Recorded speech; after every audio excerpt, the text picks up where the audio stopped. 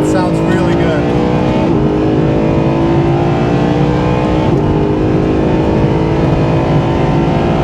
It's got great power.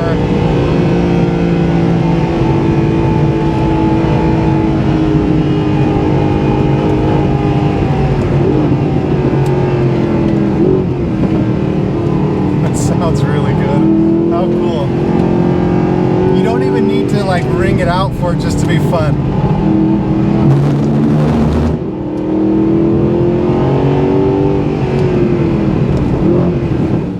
Hey everybody, I'm Robert and I'd like to welcome you down here to the barn at Apex, and today I'm going to talk to you about something that was actually for me a really cool experience and something that I hinted that I was doing, and I think even flat out said this is what we're about to do. But the other day I drove the SLS Black from Tim as well as the AMG GTR Pro, and it was a very fun experience, I have to say.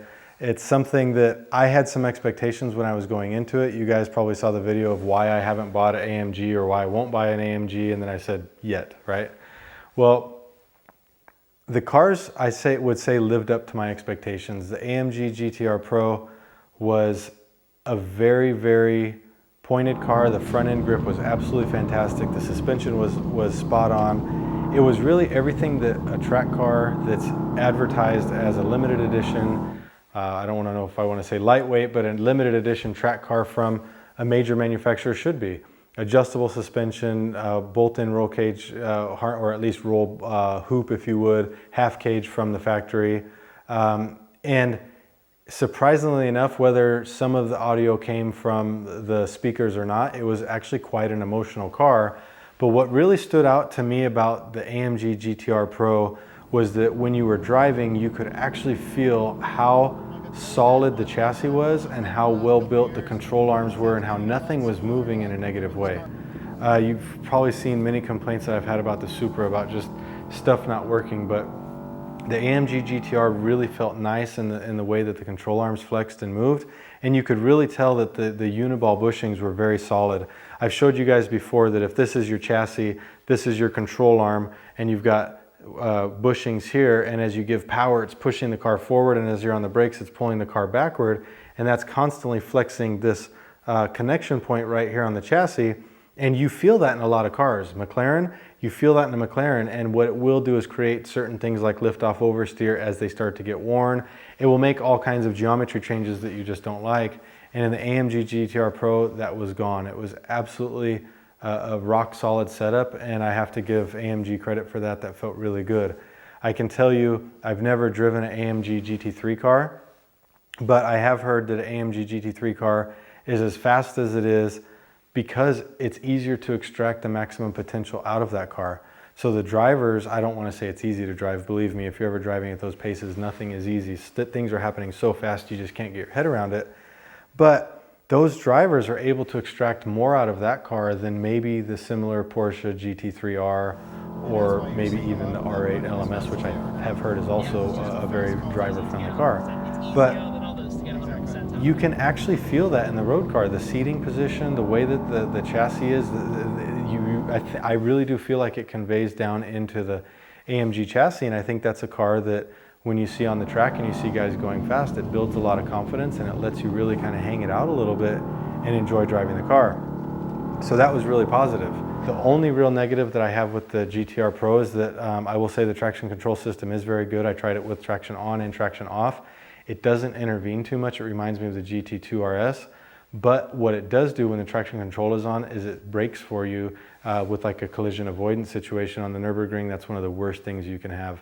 It is way too aggressive. There's points where I would be going down a hill into a compression and all of a sudden the car would start braking for me without even a car in front because it was sensing the rise out of the compression as maybe a car in front of me. So that was something that I had to turn off immediately. Maybe if I went through the systems more, I would find that and be able to adjust that myself. But I noticed just taking the traction control off also eliminated that problem. But that would probably be my biggest complaint about it, or the biggest negative. The rest of it was a very solid car, very well-built car, and one that I actually told Tim that I would really enjoy taking later and maybe doing a track day with him and really dialing in the suspension, because it is a fully adjustable suspension, which I just love when a manufacturer does that now. That's why I've got the 620R coming, because this adjustable suspension means that I can get in and actually make the car the way that I want. We were able to do a lot of that on the pista with the alignment setup, but we weren't able to finish it. So, you know, if I had that fully adjustable suspension, I could do that and just take it to the next level. So maybe Tim will take me up on that offer. You'll see us out at our track day setting up the suspension on the GTR Pro, because that would be a lot of fun. I think that's all I need to say about the AMG GTR Pro, because the SLS Black, I got out of it and I went straight online and started looking for them. I absolutely love that car. It was unbelievable. It sounds really good. It's not the AMG GTR Pro in the turns. It's not the AMG GTR Pro under braking, but that engine is the same engine that's in the GT3 car. Sure, anyone's gonna say, no, it's not. It has different bearings and a different oiling system. I don't care. That motor was absolutely phenomenal. It was so much fun to drive. This thing's a blast. Basically, the sound from it, the emotion from it, it's kind of just like, it really is just an emotional car that you can feel when you're on the gas. It just gives a rumble through your entire body and it almost gives you goosebumps. It really is a neat car to drive.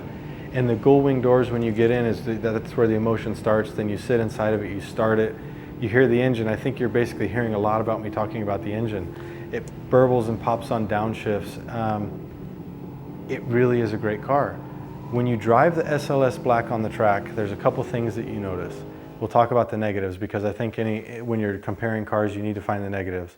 The throttle is very sensitive. I would say overly sensitive. I don't know if they did that to create even more emotion, but maybe if so, they did it, because here I am talking about how emotional it was.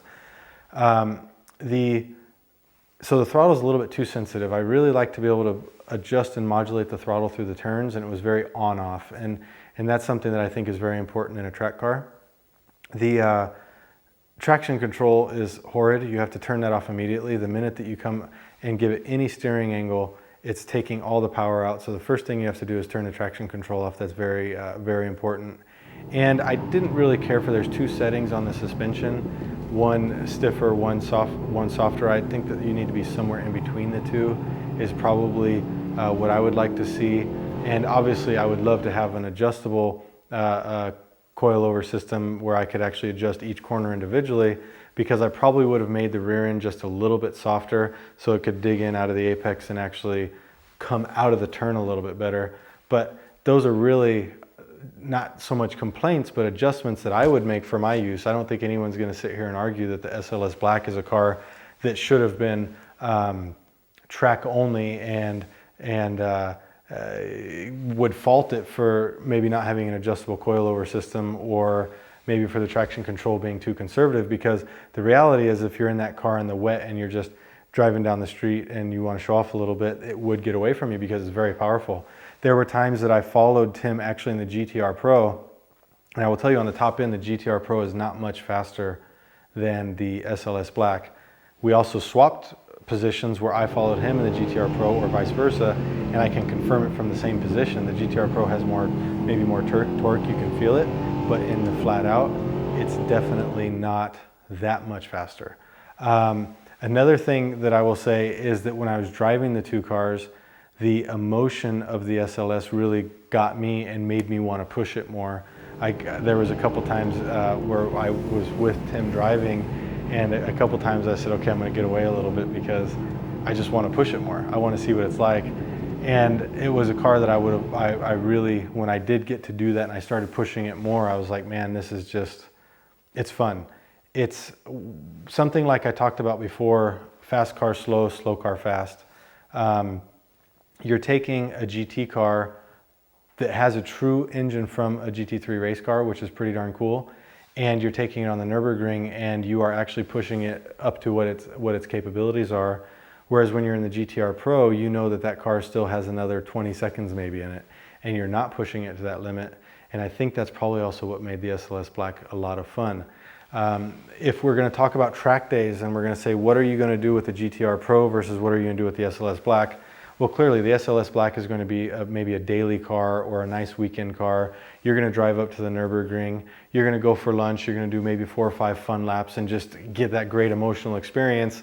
And then on Tuesday, you're going to book the track day and you're going to bring the GTR Pro. Those are the two different purposes of the car. And I think it really depends on what you want to do at the Nürburgring or at any racetrack would determine which one you want. I know that probably many people aren't cross-shopping the two, but for me, I'm comparing two of Tim's cars and looking at them objectively in that manner. So in short, I'm very, very thankful that Tim let me drive those two cars. As many of you guys know, the SLS Black is his dream car. It's a car that he actually filmed many years ago and then just so happened to find it for sale later. So for him to give me that car to take on the Nordschleife is something that I have to take a lot of respect for. So that's why when I say that I started pushing a little bit, I made sure that I kept within a certain realm of sanity, because it's not my car and it's somebody else's dream car. I don't think that you want someone piling your dream car up on the Nürburgring when you're out, being generous enough to let them have it. So thank you, Tim, for letting me do that. It really was a pleasure. So That's awesome.